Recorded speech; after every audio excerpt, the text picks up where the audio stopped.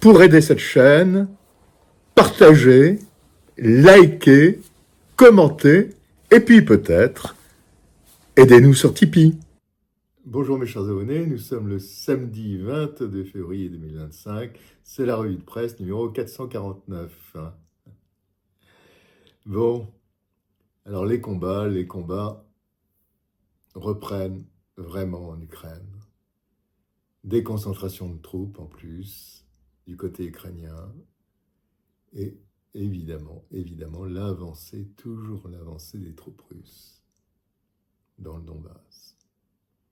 Et également du côté de la poche de Soumy ou de Koursk, eh bien, les Ukrainiens sont à la peine. Au Moyen-Orient, demain, les funérailles des deux principaux leaders du Hezbollah qui ont été tués par Israël. Ça, c'est intéressant à suivre. Voilà, mes chers abonnés. Eh bien, écoutez, j'espère que vous allez avoir une super revue de presse. À lundi. Au revoir. Ah, n'oubliez pas, n'oubliez pas que demain, dimanche, vous aurez la revue de presse du dimanche. Elle sera diffusée, je crois, sur ma chaîne principale à 11h et à 15h sur mon autre chaîne. Allez, à bientôt. À lundi. Au revoir. Alors avant de nous porter dans la région de Koursk, dans la nuit, des Guéranes ont bombardé la ville de Kiev. Peu de visuels ont filtré, mais des explosions ont retenti dans la ville. Ensuite, alors avant d'aller sur Koursk, je voulais vous emmener d'abord à Bryansk, puisque côté russe, le renseignement fait état de préparatifs côté ukrainien, donc dans la région ici de Tchernihiv, donc qui est frontalière avec l'oblast de Bryansk, qui se trouve sur le nord. Donc je change de carte, on va aller sur donc, le nord de l'Ukraine. Donc ici, nous avons la région de Tchernihiv ukrainienne, et ici, nous avons l'oblast de Bryansk russe. Le renseignement russe fait état de préparatifs de l'armée ukrainienne dans la région de Tchernihiv pour une éventuelle attaque dans la région de Bryansk. Et à ce propos, les Russes ont détruit hier dans la journée un pont dans l'oblast, donc côté ukrainien, pont qui a été détruit par un missile, donc hier dans la journée. Et dans ce secteur, d'autres ponts avaient été touchés et bombardés, mais l'année dernière, ici et plus précisément le 30 novembre, où des ponts avaient également été ciblés et détruits.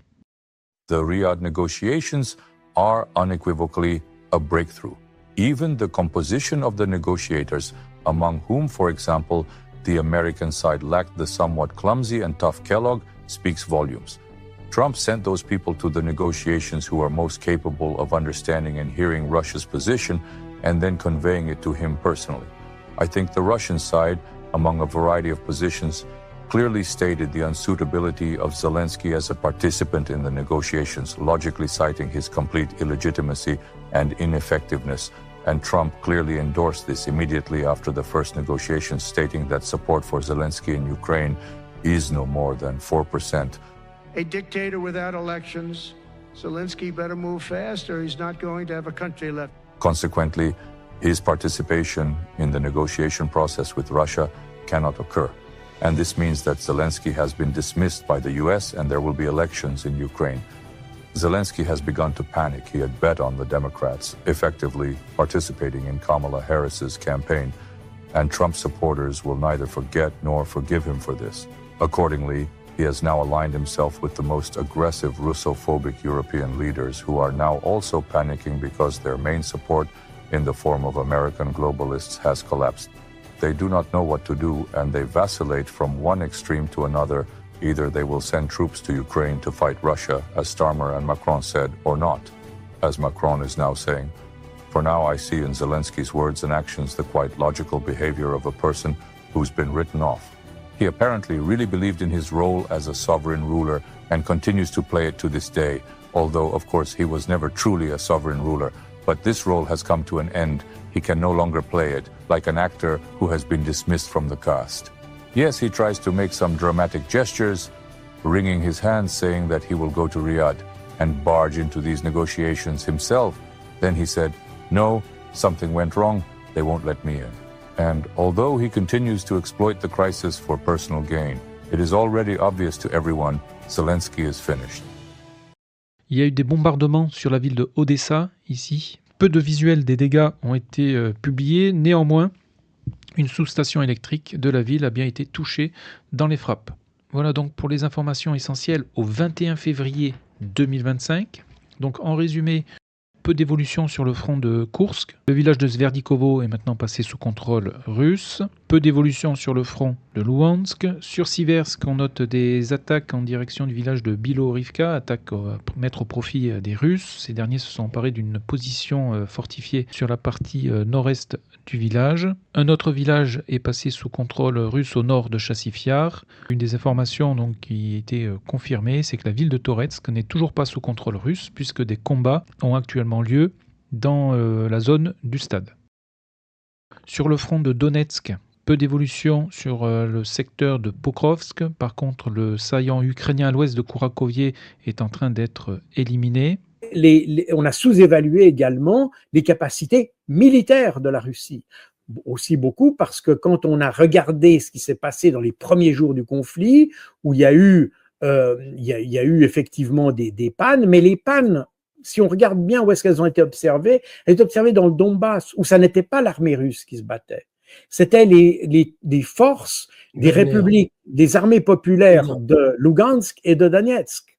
Et ces républiques-là n'étaient pas des professionnels, c'est des miliciens, c'est des gens qui se battaient pour la libération de leur oblast, leur région, et qui étaient des gens qui se battaient avec beaucoup de vaillance et beaucoup de détermination, comme d'ailleurs les soldats ukrainiens de l'autre côté, mais qui n'avaient pas la formation des soldats russes, qui eux étaient en grande partie des professionnels. Aujourd'hui, la situation est différente puisque depuis septembre, ces forces des armées de Lugansk et de Donetsk ont été fusionnées dans l'armée russe, rééquipées à la russe, reformées à la russe, commandées à la russe, avec un commandement unique, ce qui n'était pas le cas à l'époque, etc. Donc aujourd'hui, on est dans une situation, une armée qui est beaucoup plus homogène, beaucoup mieux structurée, beaucoup plus, unifié au niveau doctrinal aussi, et c'est la raison pour laquelle les choses sont la même. Mais ça, on n'a pas su l'évaluer.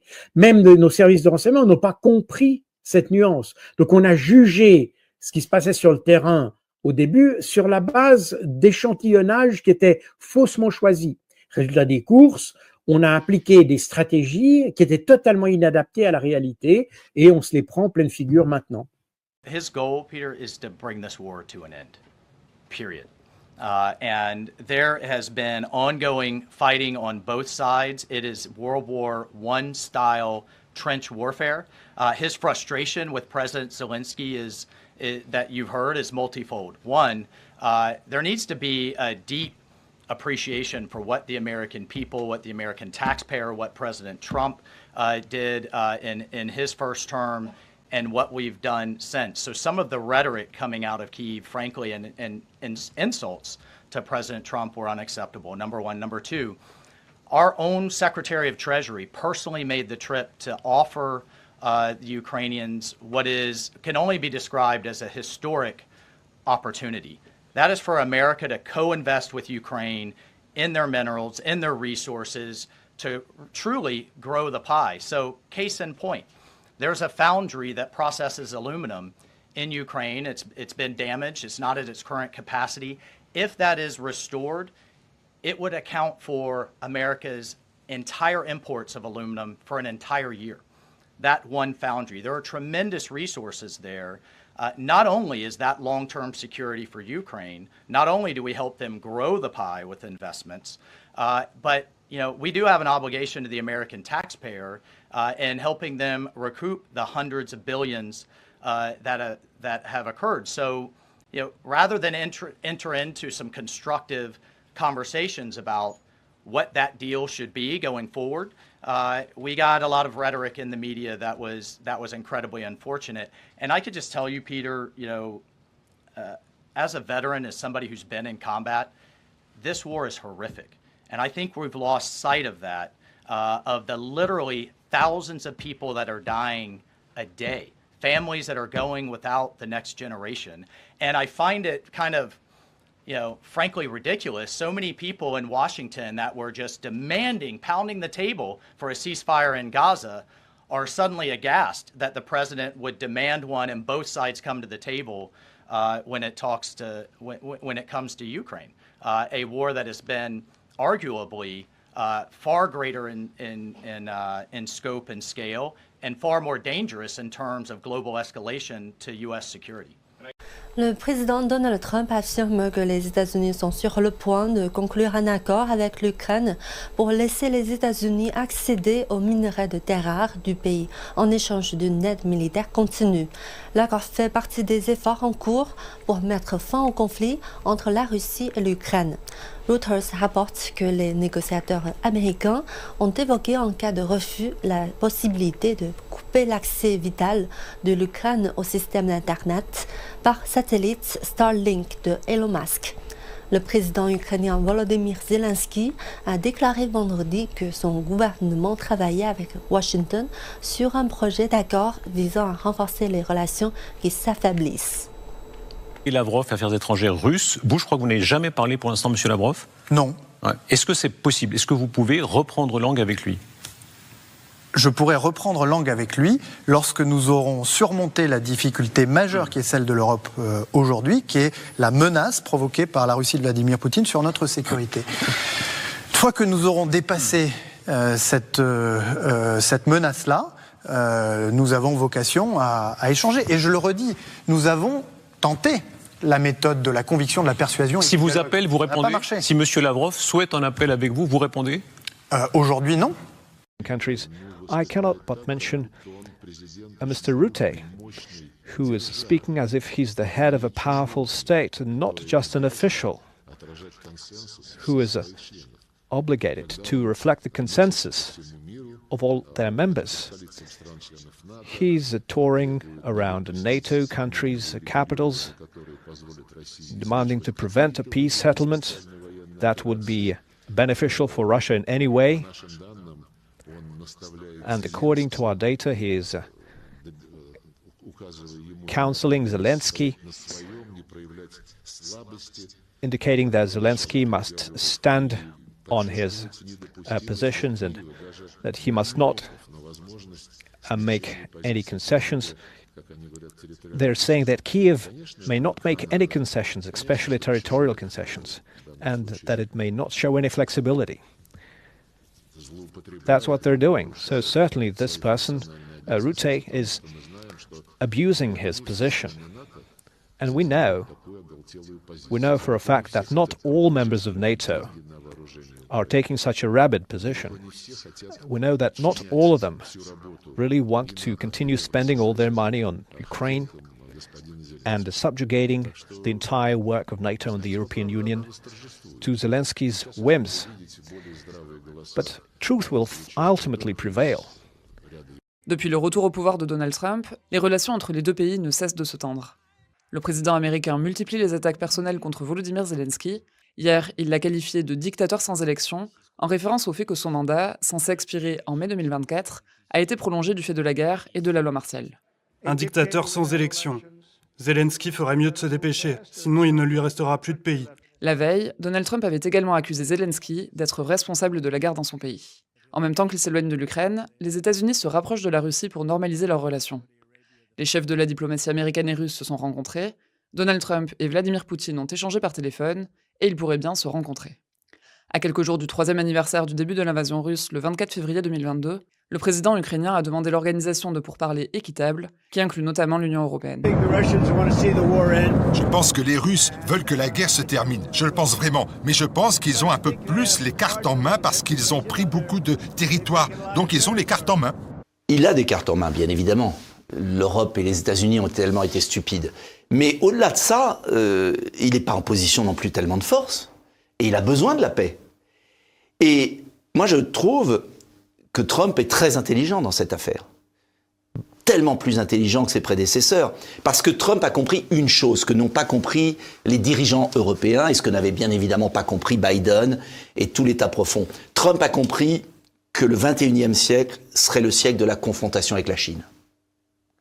Et que dans cette grande confrontation mondiale, laisser la Russie partir vers la Chine, avec ses ressources naturelles, ses terres rares, c'est une folie géopolitique. Il a compris ça, ils ont compris ça. Ce que n'avait pas compris toute la génération des néoconservateurs, démocrates et même républicains pour certains, qui vivaient sur le conflit d'avant. Il a compris ça. Et ça, c'est ce que devraient comprendre les Européens encore plus. Parce qu'entre nous, Biden, il faisait le jeu des Américains, il avait créé un abcès de fixation horrible en Ukraine, parce que c'est quand même les Américains qui ont avancé en Ukraine, qui n'ont pas respecté l'accord chute du mur de Berlin où l'OTAN n'avance pas. Quand Chirac propose aux Américains, à Bush, de faire en Ukraine une zone neutre démilitarisée, qui est-ce qui refuse? Ce sont les Américains. Donc, en fait, on est parti, et c'est pourquoi c'est très difficile d'expliquer à l'opinion française. Et c'est pourquoi il y a une manipulation terrible. C'est qu'en fait, les Russes ont attaqué. Ça, c'est un fait. Mais on oublie de dire que les torts étaient partagés et que les autorités de Kiev, aidées par les Américains, les bases secrètes de la CIA, l'armement en douce, ont avancé aux frontières de l'Ukraine et de la Russie pour provoquer la Russie et pour créer un conflit. Et je pense que Poutine est tombé dans le piège et pensait, en envahissant l'Ukraine, qu'en 3 semaines, Zelensky tomberait. Donc il y a eu une erreur d'appréciation de la Russie. Et quand on dit ça, on dit « Ah ben vous êtes pro-russe ». Non. Encore une fois, je le répète, je l'ai répété pendant 3 ans, l'Ukraine devrait être une zone démilitarisée russe et ukrainienne, c'est-à-dire intermédiaire. Pourquoi? Parce que l'Ukraine a été russe pendant 4 siècles.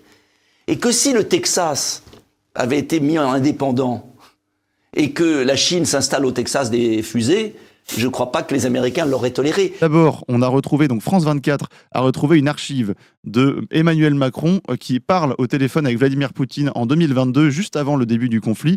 Et voilà ce qu'il dit sur les accords de Minsk. Donc, je ne sais pas où ton juriste a appris le droit. Moi, je regarde juste les textes et j'essaie de les appliquer. Et je ne sais pas quel juriste pourra te dire que dans un pays souverain, les textes de loi sont proposés par des groupes séparatistes et pas par les autorités démocratiquement élues. Они демократически выбранное правительство. Они пришли к власти в результате кровавого переворота с убийствами, поджогами и сжиганием людей живьем. Вот. Mais c'est pas gentil ce que vous avez fait là. De bon matin.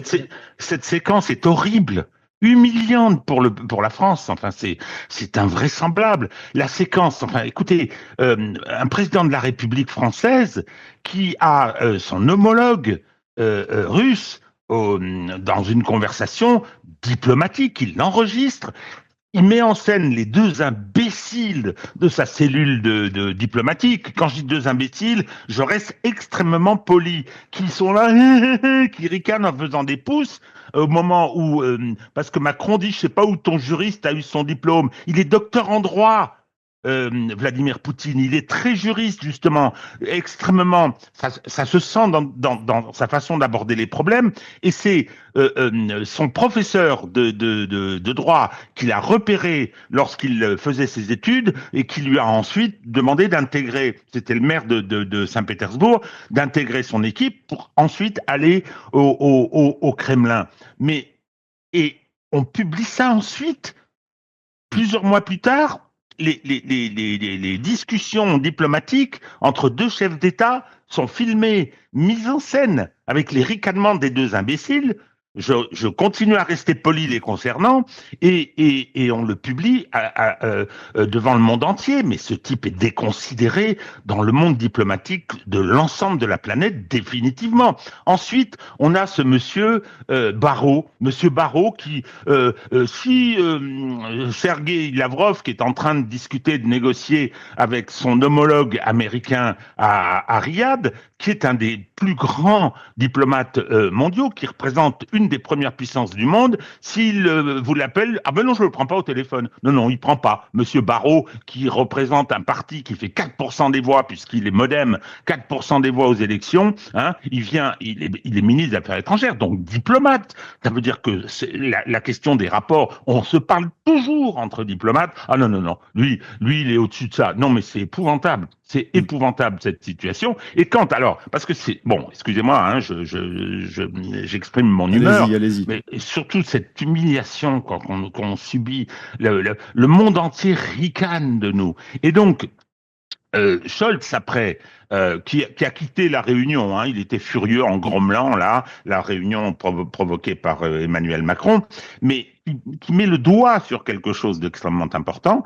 c'est-à-dire que le monde est en train d'aller beaucoup trop vite pour eux, ils ne comprennent pas ce qui se passe, que la réunion de Riyad est une réunion qui traite d'autres problèmes que l'Ukraine. L'Ukraine, il y a 6 points, l'Ukraine n'est qu'un des points, et manifestement les Américains disent, ou vont mettre en œuvre cette stratégie, c'est désormais aux Européens qui ont suivi l'administration Biden, hein, et qui sont partis en guerre contre la Russie, ça va être aux Européens de se débrouiller, avec une possibilité de retrait des États-Unis de l'OTAN. C'est ce qu'on entend désormais, c'est-à-dire que effectivement, si on considère que la Russie est une menace existentielle pour l'Europe, et que par conséquent, il faut qu'on ait les moyens de se défendre, ça va nécessité de couper dans les programmes sociaux, de laisser les services publics s'effondrer pour le financer. Et comme on n'a plus rien, comme disait le PDG de Rheinmetall,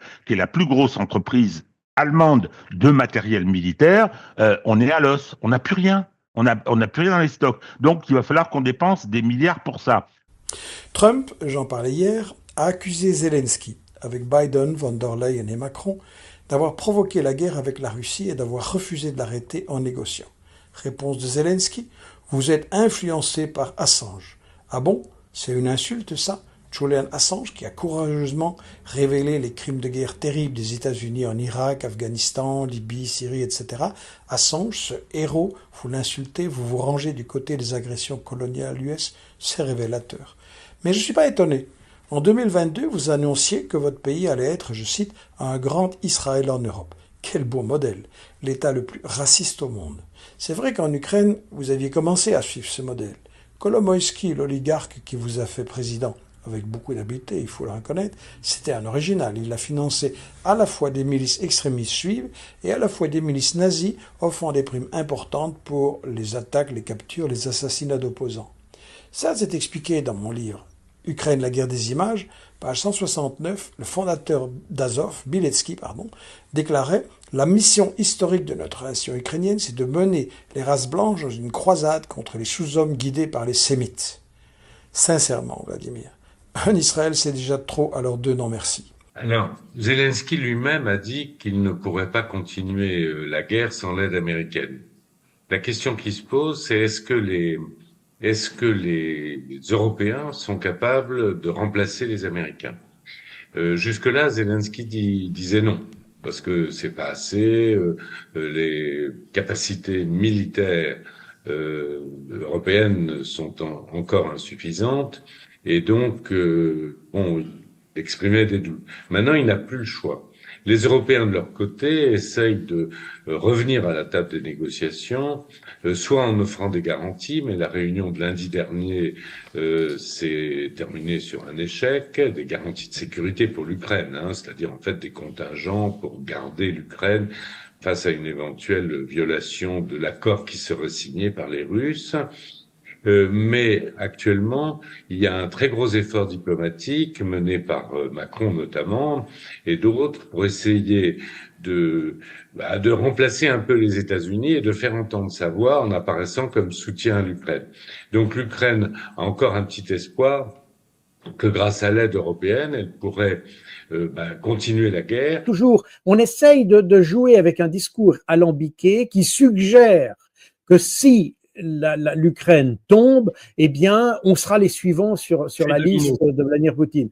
Ce qui est totalement absurde et ce qui est d'ailleurs en contradiction totale avec le discours qu'on a mené avant de cette Russie qui a une économie qui est en train de s'effondrer, qui n'arrive pas à soutenir l'effort de guerre, avec une population qui veut se révolter contre, etc., etc. Donc, on voit qu'on est avec des discours qui se contredisent mutuellement et au milieu de tout ça, vous avez Zelensky qui essaye de trouver des solutions. C'est pour ça que il a essayé d'appâter d'une certaine manière Donald Trump en lui disant mais si vous nous aidez, vous aurez parce que Donald Trump il a une vision très pragmatique de la chose. Il dit c'est un conflit qui nous rapporte rien. C'est un conflit dans lequel on investit, on met de l'argent, des ressources humaines, financières, militaires, mais on n'a pas de résultat. Donc, autant arrêter les frais. Et ce qui est une réflexion assez logique en réalité. Mais évidemment, ça laisse penser que Donald Trump voit dans ce conflit une sorte d'opération entrepreneuriale, si vous voulez, et qu'il doit en retrouver un résultat. Et c'est la raison pour laquelle Zelensky a proposé à Trump de lui fournir des terres rares en échange de son aide militaire, partant de l'idée que Trump refuse de fournir d'aide militaire parce que c'est pas rentable. Et par conséquent, Zelensky a essayé de trouver un artifice en lui disant si, ça va être rentable de nous fournir, parce que c'est Zelensky qui a proposé, c'est pas Trump. Ici, beaucoup de gens que j'ai entendus disent l'inverse, parce qu'ils essayent de faire montrer que Trump est un homme d'affaires, qu'il essaye de faire du business, etc. Requin. Alors, Trump est un homme d'affaires incontestablement, parce que ce qui s'est passé, c'est que ce qu'il a dit à Zelensky, ce qui est assez amusant d'ailleurs qu'on n'ait pas relevé ça ou que personne ne l'ait vraiment relevé, c'est que quand Zelensky a offert de ces terres rares en échange d'une aide contre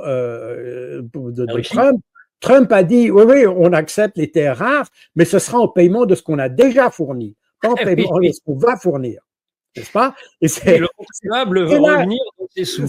C'est assez amusant ça. Personne n'a relevé ça. Aujourd'hui, pour vous, quelle devrait être la priorité du président français? D'incarner ce qu'il aurait dû incarner depuis le début de la guerre, une voie de paix intelligente, équilibrée, pour réconcilier et faire grandir la France. Ce qui est absolument révoltant, en tant que Français, c'est de voir Donald Trump faire ce qu'aurait dû faire la France et de voir, pire, les dirigeants européens torpiller, saboter cette tentative de paix pour manipuler les opinions et se maintenir pathétiquement au pouvoir. C'est grave ce qui se passe.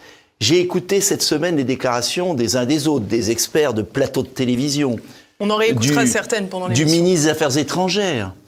Mais c'est mensonger, dangereux et manipulateur. Je m'explique. Si vous les écoutez, Moscou va envahir Paris, la Pologne, et Donald Trump serait un traître, un espion russe. C'est totalement délirant pour deux raisons et que je ne cesse de répéter parce que cette petite musique qui joue sur la peur a des effets sur certains de nos concitoyens. Pas tous, j'espère. Mais la Russie n'a pas été capable en 3 ans de gagner plus de 20% de l'Ukraine. Donc si la Russie était si forte que ça, elle aurait déjà pris l'Ukraine. Deuxièmement, est-ce que c'est une question de capacité, ça? Est-ce que c'est pas tout simplement que c'était pas leur volonté de prendre l'intégralité de l'Ukraine? Au-delà de la volonté, parce que quand je dis ça, on me dit « Ah bah oui, mais vous êtes pour Poutine ». Pas du tout. Je suis équilibré. Mais admettons même qu'il le veuille. Il ne le pourrait pas. Et puis, si Poutine voulait attaquer les États baltes ou la Pologne, la disproportion des forces entre les forces de l'OTAN et celles de l'armée russe ferait qu'il ne pourrait pas gagner 1 centimètre du territoire. Donc, pourquoi je dis ça? C'est parce que ce que je viens de vous dire, Emmanuel Macron le sait bien. Ça veut dire quoi? Ça veut dire qu'on a un chef d'État qui ment aux Français droit dans les yeux, qui manipule les Français, pour uniquement se maintenir au pouvoir, pour uniquement essayer de remonter la pente de son impopularité. Pardon, il y a un article de Libération récent donc de cette semaine. Le titre de l'article, c'est « Macron organise un sommet pour résister à la menace de la paix en Ukraine ». Là, c'est Voilà. quand même assez éloquent. Donc on est toujours sur la même philosophie en fait. Et ce que disait Freud, Macron en 2018 avait dit c'est un lapsus. Freud dit un lapsus, ça révèle ce que on ne veut pas admettre. Voilà. Donc bon, après je ne suis pas psychanalyste, mais Freud l'était. Donc résultat des courses, on a des gens qui font tout pour nous faire croire qu'ils veulent la paix, mais pour faire la paix, il faut qu'on fasse la guerre. Et comme on l'a vu avec notre ami Jean-Noël Barrot, il veut pas discuter. Donc si on discute pas, impossible de faire la paix. Normalement, cette personne est payée pour discuter justement avec des gens qu'il n'apprécie pas forcément, pour faire de la diplomatie. Bon, bah, évidemment, Emmanuel Macron a explosé le corps diplomatique français pour mettre ses copains. Il l'a fait même jusqu'au ministère de l'Intérieur et pas au ministère de l'Intérieur des Affaires étrangères, avec quelqu'un un peu médiocre effectivement. Donc en fait, dans une entreprise privée, quelqu'un qui ne fait pas son travail serait viré immédiatement. Là, il peut rester, faire le malin et engager plein de gens. Voilà. L'autre point encore derrière, Emmanuel Macron parle régulièrement de dire « je parle au nom des Français ». Non, il parle au nom de 20,07% des Français qui ont voté pour lui au premier tour de l'élection présidentielle. Ce qui veut dire qu'aujourd'hui, au nom de la démocratie, il est en train de dire « je me bats pour le monde libre ». Réfléchissons le mot démocratie. Par exemple, je prends un exemple, les deux sont assez marrants. Vladimir Poutine a été élu à plus de 80% des voix. A priori, avec quelques bulletins en plus dans l'urne.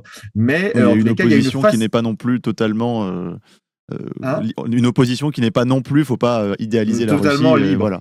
Voilà. Mais il y a une culture du consensus en Russie qui fait que naturellement les Russes votent plutôt pour le président en place et il y a une adhésion large au projet de Vladimir Poutine. Moi, ce que j'allais même pas les rentrer dans les détails, je veux dire, ils sauvegardent au moins les apparences en disant on est élu par la majorité des gens. En France, on a un président qui a donné des leçons de démocratie à tout le monde, qui est élu par 20% des voix. C'est-à-dire qu'il y a 80% des gens qui ne veulent pas de lui. C'est-à-dire qu'en France, on s'assoit carrément sur la démocratie. On dit, nous, les apparences, on n'en veut même plus, on s'assoit dessus, et c'est une minorité qui va diriger le pays, qui va donner des leçons au monde entier. Bon, point d'après. On a l'impression qu'on est dans 1984 où il faut toujours un ennemi à battre, à attaquer, etc. Mais un ennemi qu'on va menacer, mais qu'on va jamais attaquer parce qu'on a besoin qu'il reste tout le temps.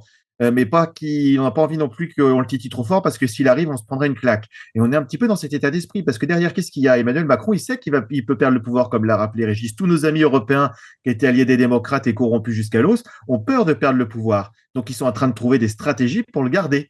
Pour le garder, en France, ça peut être l'article 16 pour Emmanuel Macron prend les pleins pouvoirs parce qu'il y a une menace existentielle sur la France.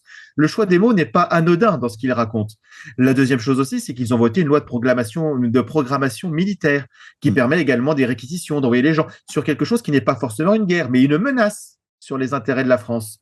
Donc, c'est-à-dire que là, encore une fois de plus, on peut détourner la loi en disant on est une menace existentielle, c'est la Russie. Donc, à partir de là, on peut justifier les réquisitions d'entreprises, de personnes, monter les budgets militaires.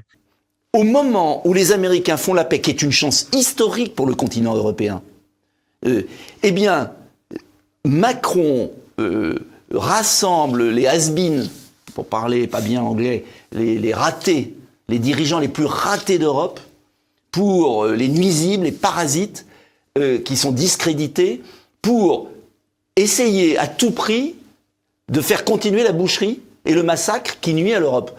L'Europe a besoin de la paix. Ce que ne comprennent pas ceux qui bavassent sur les chaînes de télévision à longueur de journée, c'est que ce conflit a tué l'économie européenne. On achète notre gaz 3 fois plus cher, c'est la ruine de l'industrie allemande et française, italienne, c'est le départ de nos industries vers les États-Unis, c'est une aberration géopolitique en poussant la Russie dans les bras de la Chine. Enfin, c'est tout faux sur tous les points. Ça nous ruine en dizaines de milliards alors qu'on est en faillite financière.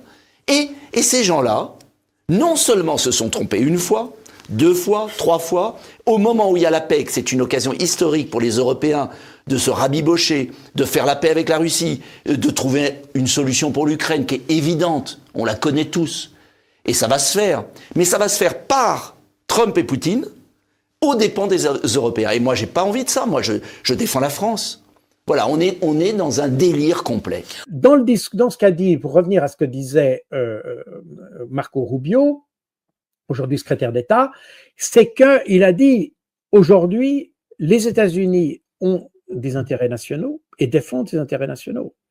Les Russes ont des intérêts nationaux et défendent leurs intérêts nationaux. La Chine a des intérêts nationaux et défendent leurs intérêts nationaux. Oui, c'est un constat. Donc, il constate qu'aujourd'hui, d'une manière ou d'une autre, et c'est important parce que ça veut dire que, alors bon, la Chine, c'est pas très surprenant puisque c'est l'adversaire principal des Américains, mais il reconnaît aussi à la Russie le statut de puissance et de puissance, de superpuissance d'une certaine manière. Et il reconnaît que ces trois puissances, d'ailleurs, il ne mentionne pas l'Europe là-dedans. Il cite trois États ou trois entités qui ont un intérêt national, c'est évidemment les États-Unis, ça c'est normal puisqu'il est secrétaire d'État, mais aussi la Russie et la Chine.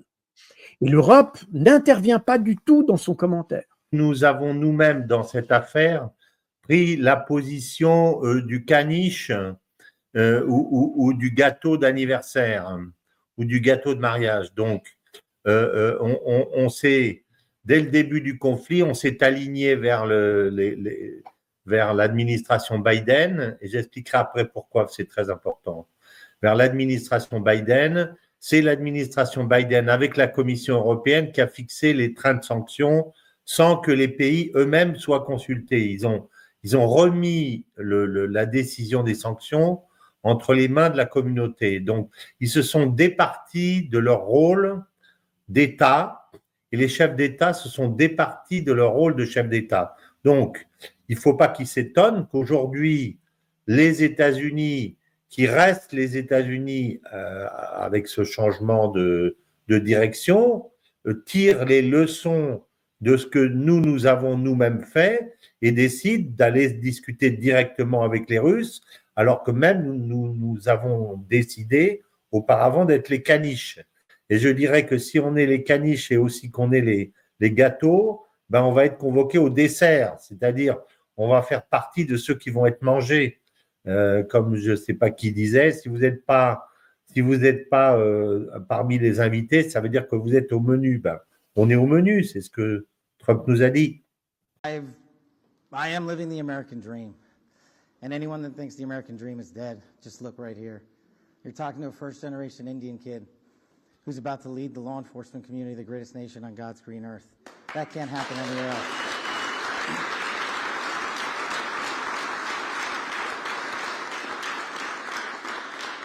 To the senators and the men and women of the United States House of Representatives, you placed an enormous trust in me, an enormous leap of faith. One that I didn't know that I could possibly earn back, but I'm going to spend every single day on this job doing so. The fact that you placed the confidence you did in me has inspired me to reach new heights at this job. I promise you the following. There will be accountability within the FBI and outside of the FBI. Voilà un peu la situation. Et ce qui pourrait découler de la relation entre la Russie et les États-Unis, c'est peut-être pour ça aussi que les États-Unis s'intéressent à cette relation, c'est que il pourrait créer une sorte de ménage à trois dans lequel les Russes soient moins partisans en faveur de la Chine qu'ils auraient tendance à l'être avec une politique telle qu'elle est conçue par l'Europe, si vous voulez. Actuelle. Bien sûr. Eh oui. Sans jouer la politique de Kissinger, néanmoins rééquilibrer les positions des uns des autres. Donc ça voudrait dire qu'au-delà de la résolution du conflit en Ukraine, on pourrait assister dans les semaines et les mois à venir à une normalisation des relations entre la Russie et les États-Unis. C'est ce qu'en semble avoir d'ailleurs expliqué le ministre des Affaires étrangères russe, c'est-à-dire qu'on négociait l'Ukraine, mais pas seulement. Tout à fait. Et je pense que les Russes ont très bien compris. Les Russes, de nouveau, le problème, c'est qu'on essaye toujours de cacher, de mettre la Russie derrière un masque de désinformation, il ne faut pas les écouter, etc. Ce sont des menteurs pathologiques, c'est la dernière de Zelensky. Voilà, ça devient agaçant et d'entendre ce genre de réflexion. Elles sont abrutissantes parce que, quel que soit le conflit que vous ayez, qu'il soit d'ailleurs personnel, qu'il soit professionnel ou qu'il soit géopolitique, la première chose, c'est de comprendre votre adversaire. Et vous ne comprenez votre adversaire que si vous l'écoutez. Et typiquement, quand vous entendez Macron qui revient, comme on l'a dit tout à l'heure, avec ses forces de maintien de la paix, il n'a jamais écouté les Russes. Résultat des courses, il a un discours qui tourne en boucle, un petit peu comme un disque rayé, et qui ne peut pas arriver à quelque chose de concret. Et résultat des courses, c'est l'Ukraine qui va faire les frais de cette espèce de disque rayé que les Européens font. La scène s'est déroulée mardi. On y a vu le secrétaire d'État américain aux côtés du ministre russe des Affaires étrangères. C'était d'ailleurs la première fois depuis l'invasion de l'Ukraine que des pourparlers russo-américains de ce niveau avaient lieu. Bonjour David Rigoulet-Rose. Bonjour. Chercheur associé à l'Institut de Relations internationales et stratégiques. Vous êtes le rédacteur en chef de la revue Orient Stratégique. Pourquoi l'Arabie Saoudite a-t-elle accueilli cette rencontre ? C'est pas la première fois que l'Arabie Saoudite accueille les rencontres de ce type, même si évidemment avec l'actualité récente, ça prend une dimension particulière. Mohammed bin Salman, en fait, depuis 2 ou 3 ans, a l'ambition de se présenter comme un go-between, un facilitateur, et il propose sa médiation. Et il l'a déjà fait d'ailleurs à propos de l'Ukraine, puisque il était intervenu en septembre 2022 pour la libération de prisonniers de guerre. Il avait reçu le président Zelensky le 19 mai 2023, alors qu'il était en transit pour le sommet du G7 au Japon. Il y a eu une réunion en août 2023 justement d'une 40aine de pays sur la question de l'Ukraine, et il avait de nouveau reçu le président Zelensky à 2 reprises en 2024. Oui, alors je vous écoute attentivement, David Rigoulet-Rose. Il entretient donc de bonnes relations avec l'Ukraine, Zelensky, avec la Russie, Vladimir Poutine, et aussi avec le Donald Trump. Donc finalement, le prince héritier discute, dialogue, parle avec tout le monde. Avec tout le monde. Il est dans une logique transactionnelle sur le mode trumpiste, et il se trouve qu'il entretient des relations personnelles plutôt bonnes, évidemment, avec Donald Trump, puisque les États-Unis sont l'allié quand même stratégique du royaume, et puis également avec Vladimir Poutine, parce qu'il est en contact direct avec lui dans le cadre d'un accord énergétique qui s'appelle OPEP+. Et donc, à titre personnel, effectivement, il entretient des logiques transactionnelles diverses et variées, ce qui lui permet de faire l'interface et d'offrir ses bons services, justement, dans le cadre de négociations régionales. On l'a vu avec la question de Gaza, mais au-delà, puisque ça concerne le théâtre, justement, de la guerre en Ukraine. Oui, donc, le fait d'entretenir de bonnes relations le place finalement au centre. Que peut gagner l'Arabie Saoudite, justement, dans cette médiation ? Une forme de prestige, c'est-à-dire c'est la reconnaissance d'un rôle international, puisque le prince Mohammed bin Salman veut faire du royaume un pays majeur au XXIe siècle. Il a des grandes ambitions avec son plan Vision 2030. Il veut que son pays soit reconnu comme une puissance mondiale. Il fait partie du G20 d'ailleurs. Et donc à ce titre-là, il y a une dimension de prestige évidemment qui est associée à l'organisation de ce type de rencontre. Et il veut montrer qu'il est redevenu incontournable après évidemment le passage difficile lié à l'élimination du journaliste Jamal Khashoggi en 2018. Justin's a loser, always has been, and he's just a guy that really doesn't. I think he's done a very bad job for Canada. He's taken it radical left. Justin's sort of a nice guy, but he's a loser.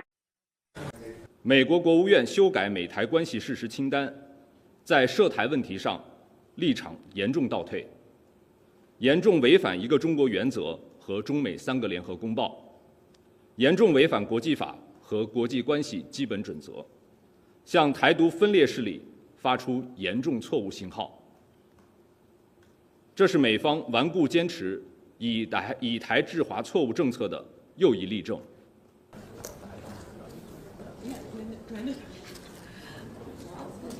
我们敦促美方立即纠正错误，切实恪守一个中国原则和中美3个联合公报，慎之又慎，处理台湾问题，停止以台制华，停止升级美台实质关系，停止驻台拓展国际空间，停止纵容支持台独，避免对中美关系和台海和平稳定造成进一步严重损害。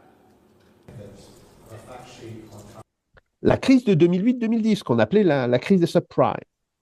Bon, la crise des subprimes, au départ, c'est une crise du marché hypothécaire américain, sans plus. Et tout le monde se dit, bon, les Américains, ils y connaissent quand même quelque chose, ils vont contrôler ça. Ben non.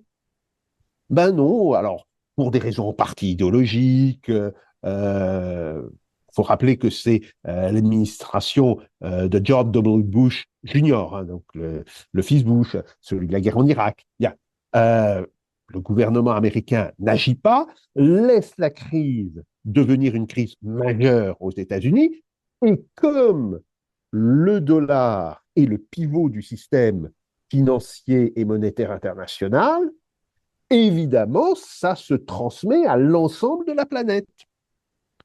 Le Fonds monétaire international est incapable de gérer la situation. Et là, les pays émergents qui se sont constitués quelques années plus tôt, ils prennent le choc dans les gencives. Alors, pour la Russie, c'est très net. Le gouvernement russe est d'abord dans le déni. Et il est dans le déni pour des raisons très rationnelles. Écoutez, messieurs, c'est une crise américaine. Les Américains, ils savent ce qu'ils font. Bon. Il est aussi dans le déni, je dirais, parce qu'il y a toujours ce petit syndrome chez les dirigeants russes, chez les Russes en règle générale, de dire oui, mais nous, en fait, on sait mieux qu'eux et on est les petits Napoléons de l'histoire. Il y a d'ailleurs je dirais une expression russe qui dit « Sur chaque colline, il y a un Napoléon dans notre pays ». Bon. Et donc, le ministre des Finances russe, qui était pourtant un ami de Vladimir Poutine à l'époque, fait une déclaration complètement invraisemblable à Moscou lors d'une conférence et dit « Mais la Russie sera un havre de stabilité en cas de crise mondiale ». Alors, j'étais dans le panel de cette conférence avec lui.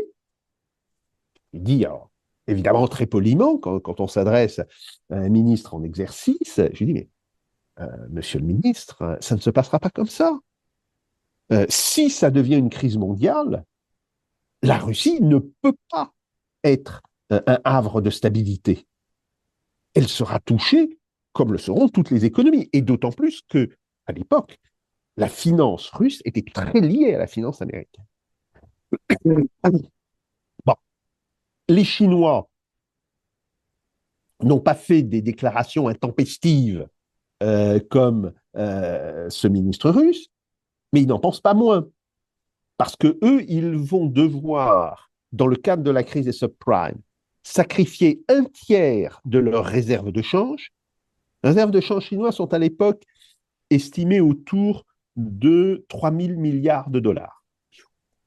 Ouais. Ils vont en claquer un tiers, 1 000 milliards, en quelques mois. Alors, ils vont arriver à stabiliser une zone asiatique, Chine, Corée, Vietnam, Philippines, bon, etc., mais à un coût absolument exorbitant. Et donc, à ce moment-là, les dirigeants des pays dits émergents se disent, enfin, ce qu'ont fait les Américains, c'est n'importe quoi. Par ailleurs, on voit que les institutions de l'ordre américain du monde, c'est comme ça qu'ils le perçoivent, sont incapables de gérer les crises qui viennent pourtant du monde américain. Quelque chose qui ne va pas, ce système est dysfonctionnel.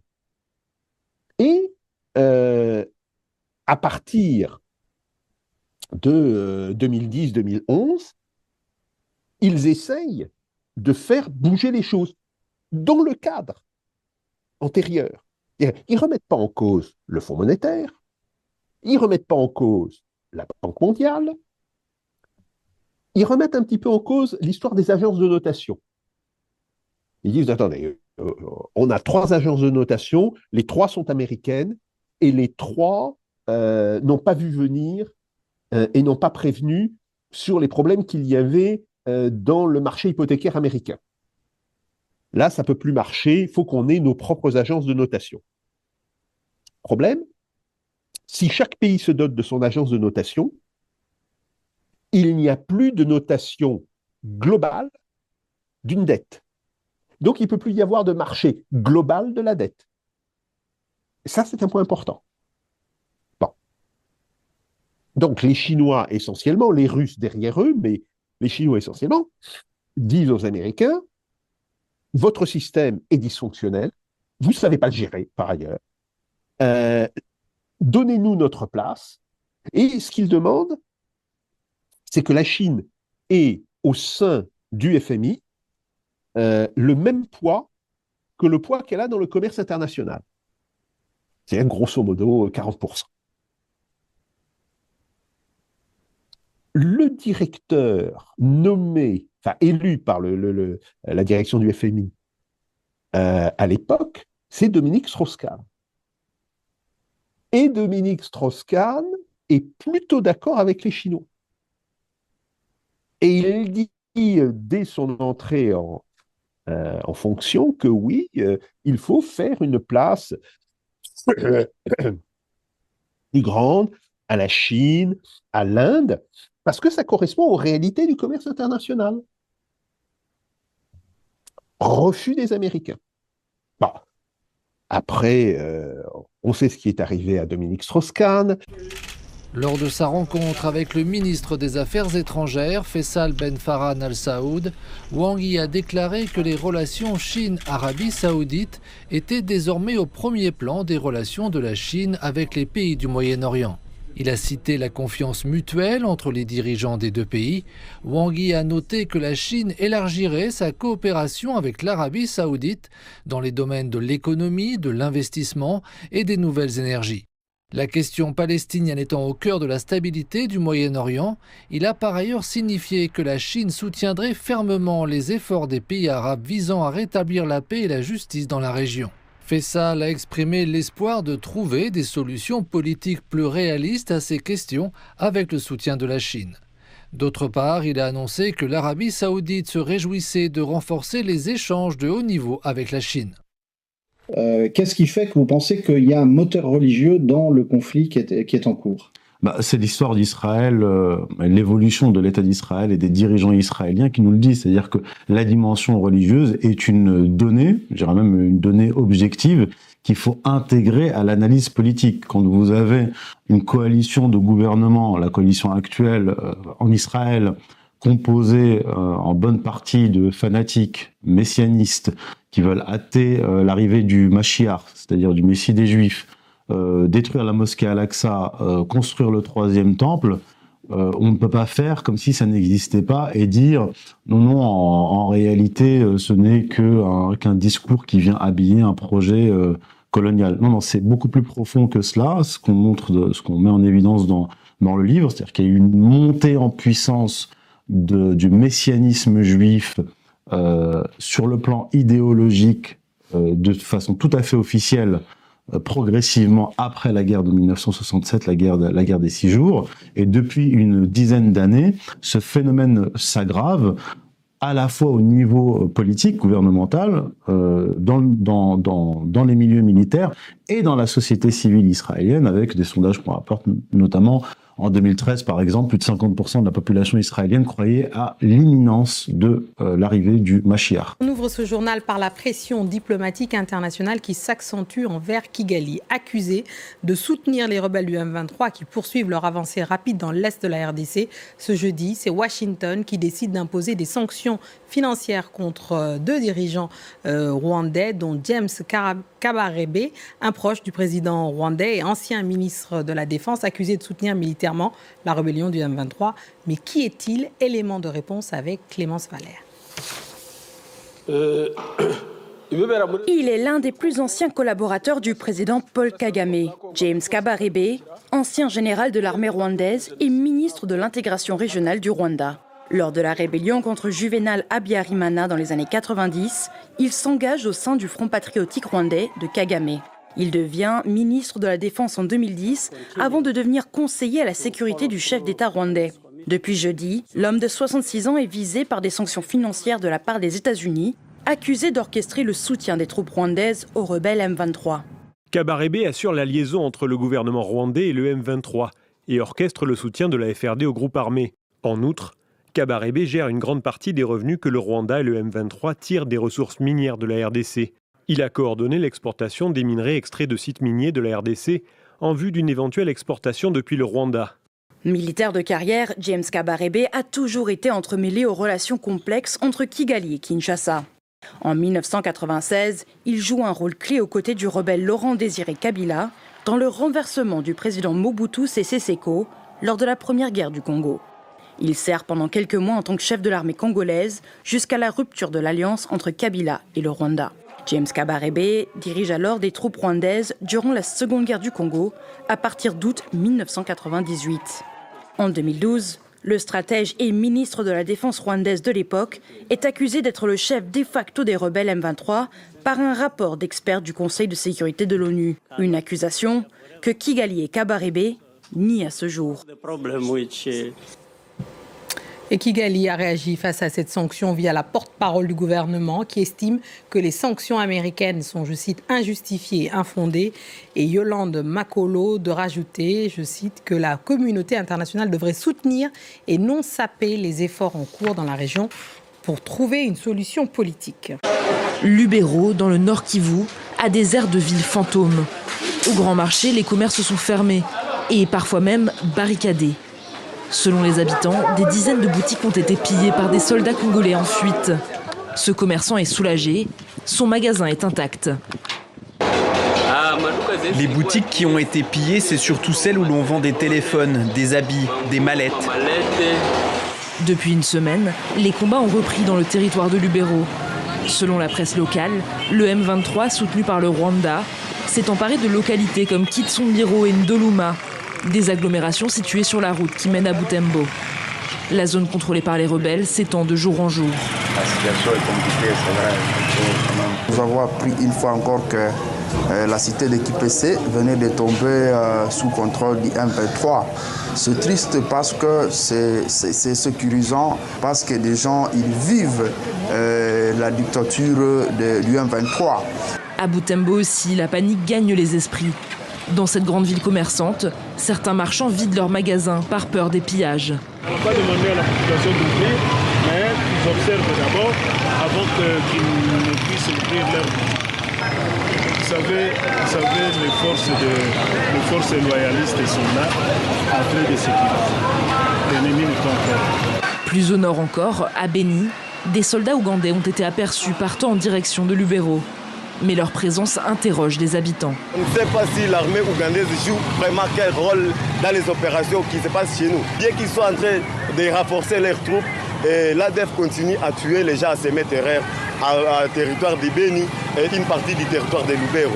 Les agresseurs du M23 continuent à progresser sans être arrêtés. Donc on est en train de se demander, réellement, ils sont là pour nous aider ou alors ils ont un autre agenda, un agenda caché. Lubero représente le dernier verrou stratégique avant Butembo et Beni. Sa prise pourrait bien sceller le sort du nord de la province, tandis que ces derniers jours, des affrontements ont également éclaté dans le sud, dans le territoire de Massissi.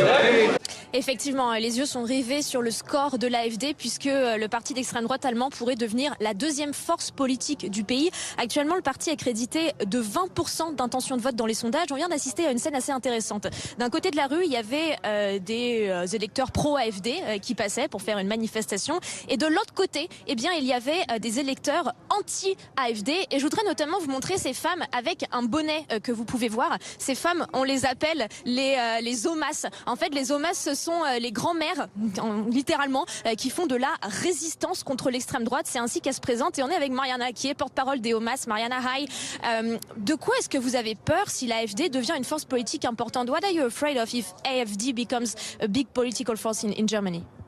Because it's a right-wing party with extremist right-wing views and programs. C'est un parti qui a un programme d'extrême droite? Oui. And we are afraid they call for deportation of migrants. They are against minorities. They are against women's rights, and they are against any kind of liberal, diverse democracy. Ils appellent à la déportation des migrants. Ils sont contre les minorités, contre les femmes, contre la démocratie. Oui. And we are afraid that they are gaining votes and that they are gaining political power and influence, which means that they can influence the installment of judges, for example, or influence the media and the social medias. They have already quite influence on social media. Thank you. Donc on a peur qu'il gagne de l'influence et qu'il puisse avoir de plus en plus d'influence, notamment sur la nomination des juges, sur les médias ou sur les réseaux sociaux. À préciser quand même que les dés ne sont pas jetés puisque les Allemands restent très indécis. Il y a des sondages qui sont parus le week-end dernier, les sondages les plus récents qui indiquent qu'un Allemand sur 3 ne sait toujours pas pour qui il va voter. Le président de la République est arrivé au Salon de l'Agriculture à la Porte de Versailles à Paris il y a quelques minutes. Il a débuté ses entretiens avec les différents syndicats agricoles. Je le dis, c'est important parce que l'année dernière, ça s'était passé en public, de manière particulièrement houleuse, sous les sifflets notamment, souvent les insultes. Il était resté des heures d'ailleurs pour échanger avec les syndicats agricoles, y compris les plus remontés. Cette fois-ci, cela semble se passer pour le moment à huis clos avec les syndicats. On verra ensuite la suite du programme du président de la République. Est-ce que vous comprenez la colère agricole ? On parle aussi de l'impopularité d'Emmanuel Macron, qui, il faut bien le dire, a du mal à aller sur le terrain un peu partout en France sans s'attirer la vindicte de ses opposants, et Dieu sait s'ils sont nombreux en ce moment. L'année 2025 doit être une année d'action, une année utile pour vous et pour vous permettre de vivre mieux. Bis repetita, oui, c'est le grand retour du président influenceur. Bonjour à toutes et tous. Je vois votre première question qui arrive. Merci de vous être rendu disponible. Les gens m'appellent l'idole des jeunes. Sur ses réseaux sociaux, l'idole des jeunes, Emmanuel Macron était en live vidéo hier soir. Attendez, je crois qu'il y a un problème technique. Et donc, ce sont les aléas du direct. Et donc, s'il y a un problème technique, je vais m'arrêter pour reprendre. Ah, le Jones. Est-ce que ça marche chez vous ? Ça marche ou pas ? Un peu loin. Je pense que c'est réglé. Donc, je repars. Voilà. Ouais, bon. Pas si Jones que ça, Manu. Et il y avait quand même 2-3 petits indices, hein. Mais c'est nous, c'est vous. Et donc, si nous n'avons pas les anticorps, en quelque sorte, pour résister, pardon, c'est mon horloge qui sonne, mais c'est une nécessité. Voilà, je sonne un peu le tocsin ce soir, c'est pour ça que je voulais vous parler et puis répondre à toutes vos questions. Ouais, bon, je sonne le tocsin. Bon, vous l'aurez compris, au menu de ce live, la guerre en Ukraine. Et donc nous, notre objectif, c'est d'avoir la paix, mais une paix durable, c'est-à-dire une paix qui permet à l'Ukraine d'être stable, d'avoir des garanties de sécurité, d'avoir le droit international qui est reconnu, une paix qui soit négociée par les Ukrainiens. Guerre en Ukraine et notamment son futur échange avec son homologue américain, Donald Trump. Donald Trump. D'abord, moi, Donald Trump, je le connais. Pendant 4 ans, on a été aux responsabilités déjà. Donc c'est quelqu'un... que je respecte, qui je crois me respecte. C'est Emmanuel. On se respecte pour ça. Ouais, et je crois qu'Emmanuel stresse un petit peu de ce futur échange avec Trump.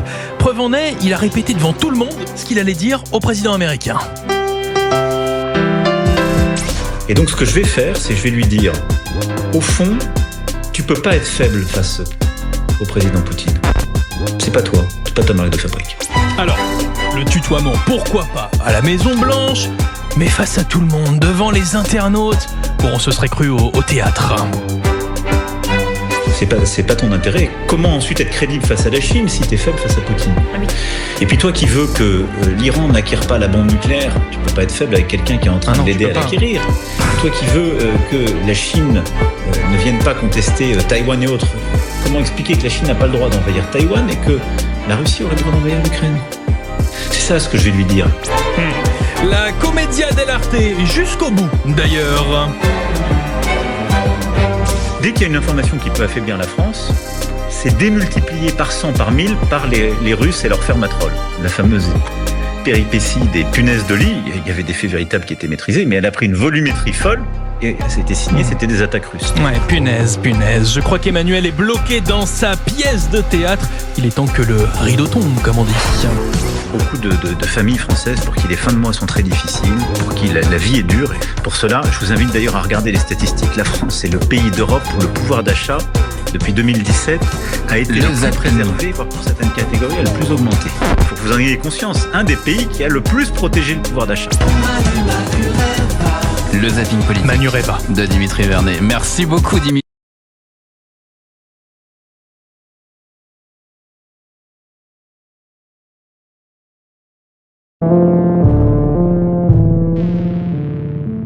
Alors, pour aider cette chaîne, partagez, likez, commentez, et puis peut-être, aidez-nous sur Tipeee.